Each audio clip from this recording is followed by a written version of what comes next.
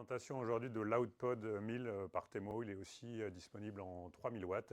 C'est un produit qui est breveté, qui a un prix de l'innovation au Salon de Paris la semaine dernière et qui a de multiples avantages.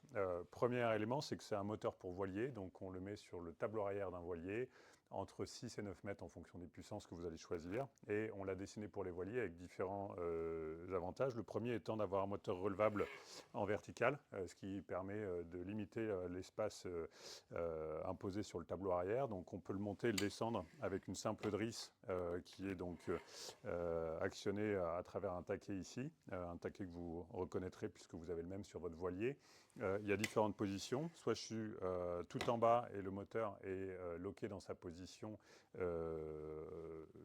droite, soit je remonte un petit peu et à ce moment-là, j'ai une manœuvrabilité qui permet de se déhaler ou de faire des manœuvres de port ou de mouillage avec la rotation du moteur.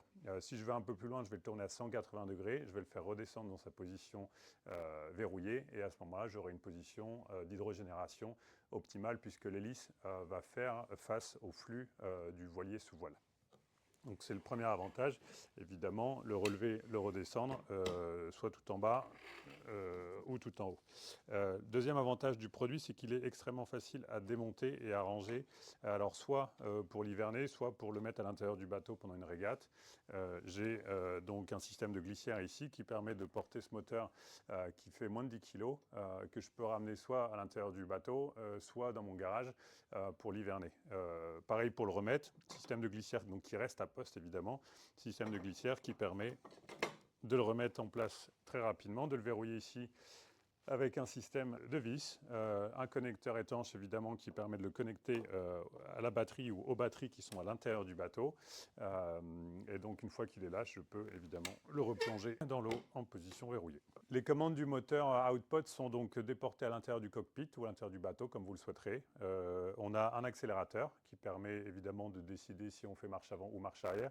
On a aussi un écran qui s'allume avec un bouton qui permet d'avoir le niveau de charge des batteries entre 0 et 100%. La puissance instantanée qui est développée par le moteur entre 0 et 1300 watts ou entre 0 et 3000 watts en fonction de la puissance que vous aurez choisie. Et puis j'ai l'autonomie restante à la puissance instantanée.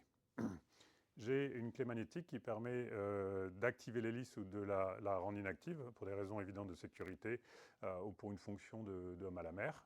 Si je tombe à l'eau avec mon coupe-circuit, le moteur va s'éteindre évidemment.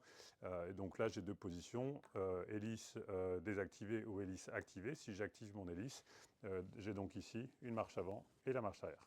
Le pack batterie est déporté à l'intérieur du bateau, alors soit sur des batteries cassettes comme on a ici, des batteries qui permettent d'être très facilement débranchées, rechargées et qu'on peut transporter jusqu'à la maison pour une recharge ou pour un hivernage.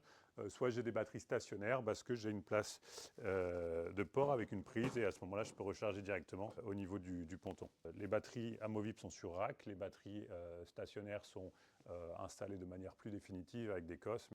On a sur ce moteur un boîtier électronique qui est aussi à l'intérieur du bateau. C'est ce qu'on va appeler le moteur controller unit, qu'on a voulu mettre à l'intérieur du bateau pour des raisons de fiabilité. L'avantage évident de ce moteur, c'est qu'il n'y a rien de fragile à l'extérieur du bateau, rien qui est exposé aux éléments. On a simplement un moteur, on n'a pas d'électronique.